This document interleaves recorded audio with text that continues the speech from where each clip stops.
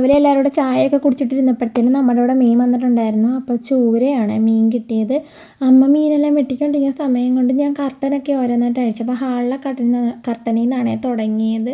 ഹാളിലെ കർട്ടനൊക്കെ അഴിച്ചു മാറ്റി വെച്ചിട്ട് നേരെ പോയത് ഹാളിൻ്റെ കയറി വരുന്നതിൻ്റെ സൈഡിലായിട്ടുണ്ടായിരുന്നു. അപ്പോൾ അത് അഴിക്കാനായിട്ടാണ്.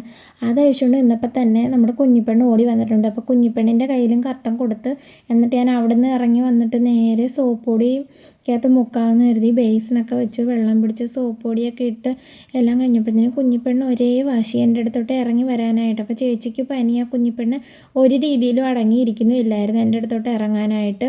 അങ്ങനെ ഞാൻ ഇതെല്ലാം മുക്കി വെച്ചു, വെള്ളത്തിനകത്ത് മുക്കി വെച്ചിട്ട് നേരെ പയറുതോരനും മീൻകറിയൊക്കെ ഉണ്ടാക്കാൻ പോയി. ഞാൻ ക്ലീൻ ചെയ്യുന്ന വീഡിയോ എൻ്റെ ഒരു ലോങ് വീഡിയോ ഇട്ടിട്ടുണ്ട്, എല്ലാവരും പോയി കാണണം.